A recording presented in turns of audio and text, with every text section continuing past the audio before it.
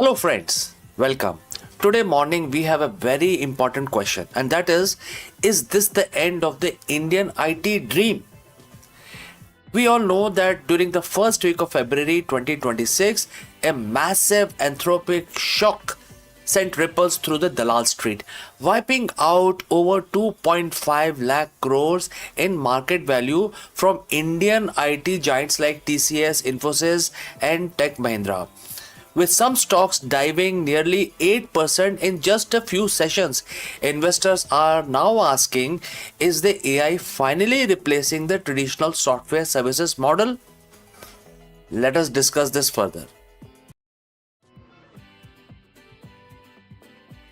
Friends, in the last 24 hours, the crown jewel of the Indian economy has been hit by a tidal wave of red.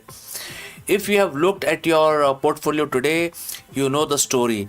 The Nifty IT index hasn't just dipped, it has, cratered. There's a huge dip.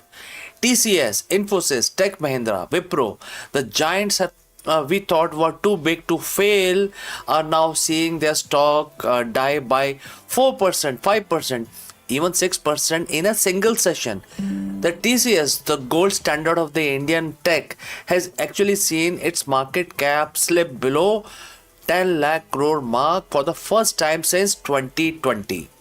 But this isn't just another bad day at the office for Dalal Street. This isn't about the interest rates or a bad earning reports. This is about specific terrifying phrase echoing through the boardrooms from Bangalore to New York, and that is anthropic shock. Today we are going to take a deep dive. Why is a single AI company in San Francisco causing a bloodbath for 5 million Indian tech workers? Is the traditional outsourcing model officially dead? And most importantly, is the buy the dip movement or the beginning of a permanent decline? What is the anthropic shock? To understand the crash, you have to understand what happened on January 30th and early February 2026. Anthropic, the Google-backed AI rival to OpenAI, released something called the Claude Cowork. Now we have had AI for a while. We had ChatGPT, but Claude Cowork is different. It's about what we call the agentic AI. Standard AI helps you write an email. Agentic AI is the employee. Anthropic released 11 specific plugins that can autonomously handle legal operations, financial analysis, and market execution. Imagine a legal firm that used to outsource contract review to an Indian IT firm. That process used to take team of 10 people 2 weeks. Now Claude Agent can log into your company system, find the contract, review them against the compliance laws, and draft an amendment all in minutes for the cost of its software subscription. This is what the Jeffries is calling the end of SaaS function. The market has realized that the AI is no longer just a tool for IT workers. It is becoming a replacement for the very work India has built for, built by the hours for almost 3 decades now. The Nifty IT index is now down over 12% just in, few weeks, 1 or 2 weeks of February in 2026 so far. Why are the big three, TCS, Infosys, and HCL Tech, getting hit so hard? It's because their revenue model is based on the headcount linked growth. For 30 years, the formula was simple: hire more people, bill more hours, make more money. But if an AI agent can do the work of 50 entry level engineers, that entire formula breaks. The labor arbitrage model, where India's advantage was cheaper human labor, is being disrupted by a silicon arbitrage, where the advantage is cheaper and it is actually cheaper computing power. And this is a double whammy, which is the US macro factors. We will explain this as well. As if the anthropic shock wasn't enough, we got hit by a double whammy from the US. Yesterday, US released a job data that was actually too good. Unemployment fell to 4.3%. Now, usually that's a good news, but for the stock market, it means the US Federal Reserve is less likely to cut interest rates soon. When interest rates stays high, global companies tighten their belt. They cut discretionary spending, which is exactly the money they use to hire Indian IT firms, for new projects.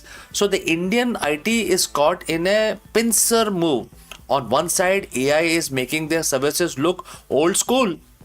On the other side, the high interest rates are making their clients stop spending. It is a perfect storm. Now, let's be fair. Is it game over? Not necessarily. If you listen to the CEOs of TCS or Salil Parekh of Infosys, they will tell you that they are AI first now. They are training hundreds of thousands of employees in generative AI. But there is a catch. The industry is moving from effort-based billing to outcome-based billing. Old ways, which is like pay us for 100 people working on the project, and the new way is comparatively pay us only if the software is finished and working. If the Indian giants can become integrator, people who help global companies set up these AI agents, they survive. But here is a problem that requires fewer people and higher skills. Analysts at Motilal Oswal estimate that 9% to 12% of the industry revenue is at high risk of disappearing in next 3 to 4 years as AI renders legacy software and manual testing redundant. So, what is the verdict?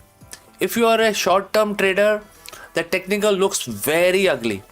The Nifty IT index is an oversold territory, which means we might see a small dead cat bounce or a minor recovery soon, but the broader trend is very negative.